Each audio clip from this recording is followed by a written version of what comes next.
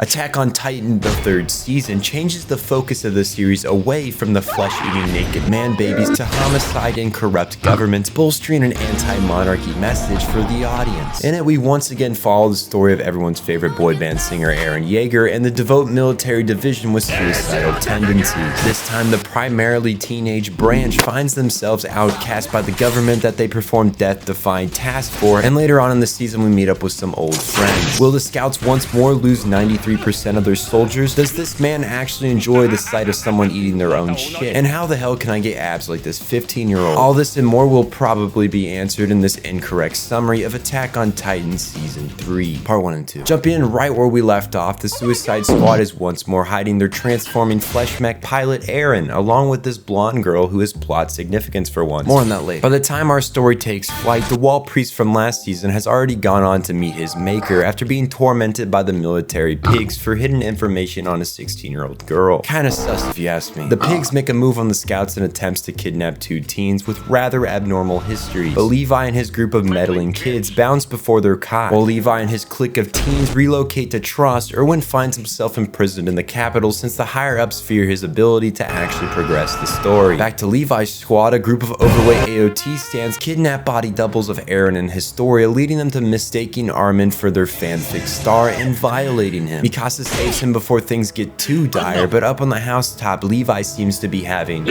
his own problem. Kenny the Ripper, aka mass murdering Chad number 1, has been hired out to kill these suicidal sons of bitches. Coincidentally, Levi has experience with this lad as he lived with him when he was but a wee boy. This reunion is interrupted by the shells of pipes full of lead being shot at any scout with a heartbeat, leading to our first grounded and gritty man versus man conflict of the series. The pure-hearted teens are forced to game in their first humans, and it's very telling by the emotional toll it takes on them. Become hollow, reject moral values. The military pigs slip away with our hero and blonde girl with plot significance, while Levi's squad sits around a fire and questions the moral rights and wrongs of their actions, coming to the conclusion that there is no real answer lying in this facade of life. Feels bad, G. After capturing some lost little piggies, Levi gives BDSM a try, leading to this lad letting slip that the little blonde girl Historia Reyes is in fact a true heir to the throne. Speaking of the Reyes family, they're currently having a family reunion in this little shack where we come to find out that Historia's mom is a mistress to this piece of shit human who, after his entire family was slaughtered, we'll get to that later, he decided to come back for her, pretending like he didn't ask Jack the Ripper here to kill them. It seems that Rod's plan for Eren is to have Historia eat him in the crystal catacombs that I'm currently questioning the structural support of. Back in the fictional interpretation of America, unrest reaches an all-time high, and it seems that shit is about to go down, and down it goes. Erwin puts into motion Operation Overthrow the government with key pieces in place like loony military commander, big merchant man, and an army of young impressionable teenagers. While loony military guy bullheads the coup, big merchant man rallies civilian support by sitting on this dick's face, and the impressionable teenagers prove why governments always use kids to fight wars.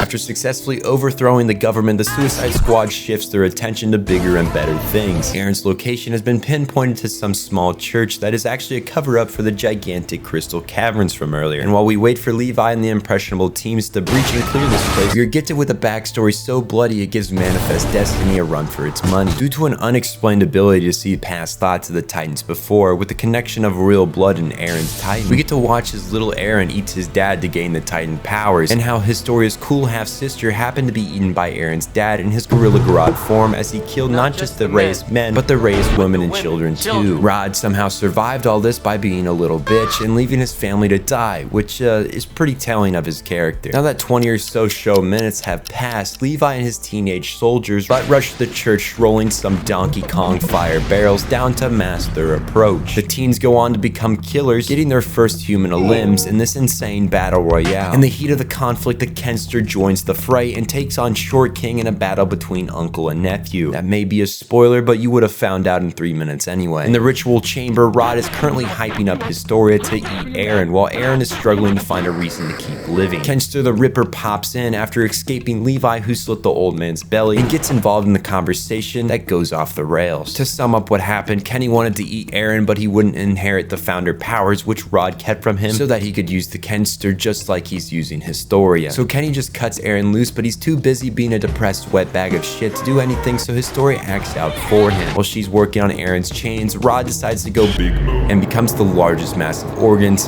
I've ever seen. With Rod going big mode in the caverns, Levi and company must think fast on how to survive the entire ceiling collapsing on them. Luckily, it seems clowning on Eren proves to be a great motivator to get him to stop bitching and to do something useful. His plan? Consume the conveniently placed potion that is conveniently labeled armor. Once out of the hole, it becomes clear that although Rod may be 50 times larger, he is still just a sack of dog poopy, and his husk of a form is attempting to, well, I don't really know, something to do with the walls. The gang decides that he's better off dead and make a very dramatic plan to use Donkey Kong barrels to blow him the fuck up. Step 2 of this plan is to chop up Rod chunks in the hopes of hitting his nape. While a very risky plan, Blondie gets lucky and finds the proper meat chunk to chop. In the aftermath of the chunky rain, Historia becomes queen of the wall people, and Kenny releases a storytime video of his life, including joining a cult because some man with strange eyes was a G and taking up Levi when his food bar was just about empty to teach him how to fend for himself. After the end credit ad plays, the Kenster bites the dust and moves on to the next realm that waits us all in the abyss of death. That is after dropping the bomb on Levi that he's his uncle. It's alright, buddy. Over the next few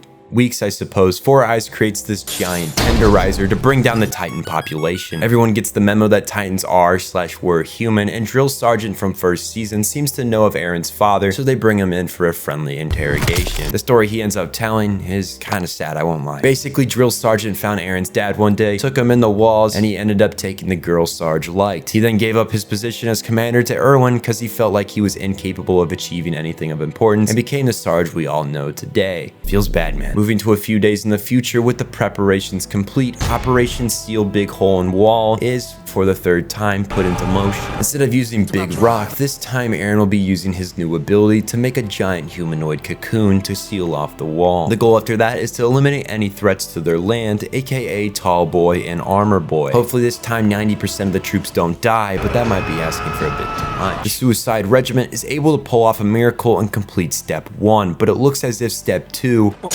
will not be as easy. Although after Levi's show of strength, you would think that Reiner would be more dead than 2-week-old Roadkill, but thanks to his new non-plot armor ability to relocate his consciousness to any part of his body, he's still kicking. Mr. Beast also makes the reappearance at this time for the filming of his next hit viral video, Last Man Standing gains legal rights to the Beast Corporation. It seems Mr. Beast gathered the strangest of contestants. Meanwhile in the city, Reiner and Eren are in the midst of a street fight where we get a look at the Scout's cool new ability, Thunder Spears, aka hand missiles. After being blown to pieces, Armor Boy still finds a way to remain existent, only because of that bullshit skill from earlier. Seems to me the only way to actually finish off this guy is to shove a grenade down his throat and watch him turn into soup. But before anyone can act on said statement, Mr. Beast hurls a Donkey Kong barrel holding inside a man with eerie similarities to a giant emotional bomb. While the squad of teens deal with the very problematic Tall Boy at hand, Mr. Beast begins shelling the scouts hanging out by the horses. Just as you would expect, pretty much everyone is now dead. That is, except for Levi, Erwin, and a fresh group of young impressionable recruits that would totally be down charging to death if only someone told them some motivating words. With a rousing speech about accepting your fate but dying with purpose from command, the recruits follow Erwin to death in the most badass charge in anime history. In tandem with the suicide charge, Levi moves behind Mr. Beast and, as Thanos once said, inevitably cuts the fucker out of his hairy monster bod. And it seems in just a flash of a second, Long Boy comes out of nowhere and snatches up Mr. Beast before Levi can even question him about his tax. Back inside the wall, the cleanup crew is making work out of Big Boy and Armor Boy. Reiner has started to resemble the likes of Jeffrey Bezos and Mr. Clean after all the should-be-dead experiences he's gone through. The usual suspects take advantage of this weakened state to cash in. One down. Over yonder, Armin and Eren take on Tall Boy, which results in Armin being turned into burnt toast, while Eren sneaks around and turns Bertolt into one of those cute little Japanese octopus wieners. With all the Titans taken out of commission, besides Long Boy, who's still causing a ruckus, Levi is faced with a big decision on who will end up eating Tall Boy. Will it be the crispy toast or the suicidal commander? After some bickering, death threats, crying, and sad goodbyes, Levi makes his choice, although not what he originally had in mind. while Armin copes with the unbearable weight of being picked over the guy who has led the entire suicide regiment for the past 3 seasons. 4 of the 9 remaining scouts head over to the now famous basement of Grisha Jaeger. What will they find? Maybe a quirky dungeon built to hold an 8-meter man? A large collection of assorted Beanie Baby plushies? Well, we would be able to find out which one it exactly is if the key Grisha specifically gave Eren for this moment would be useful for its one purpose. After forced entry, the group discovers a few books that hold answers to some things. They go into detail about how this entire time there have been people beyond the walls over the seas, except they're a bunch of assholes who don't like our group's race because of something that may or may not have gone down over a century ago. To follow up this mic drop, Eren starts remembering all of his father's past memories and begins to piece together another storytime video from that one time Grisha resisted the Marley oppressors and got sold out by his son Zeke, aka Mr. Beast, to the time he inherited the Attack Titan power and advanced into the walls. A very important plot point comes up at this time, that those who inherit one of the 9 Titans die 13 years after. And if that wasn't enough of a curveball, the Attack Titan has the ability to see the past,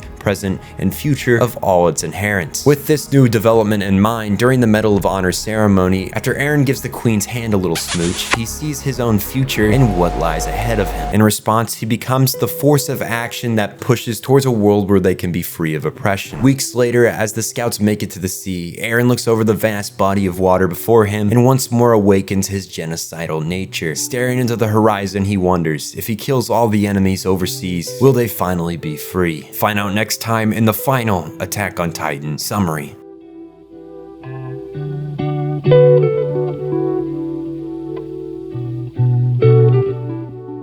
Well, I hope you enjoyed this incorrect summary. There is only 1 season left of Attack on Titan to go now. At this point, I'm planning on getting it started soon so that I can have it ready when the last few episodes of the series drop. So expect it a week after the last episode drops. If you're looking to support the channel to help make the season 4 summary possible, along with all my other videos, I have a Patreon that gives out various extra content as a token of gratitude for supporting me. I will say thank you, Mr. J, for being my first patron. I also have a line of merch out if something like that interests you as well. Links for both of those will be in the description below. With all that said, I hope you guys have a great rest of your day, and I'll see you next time. Jane.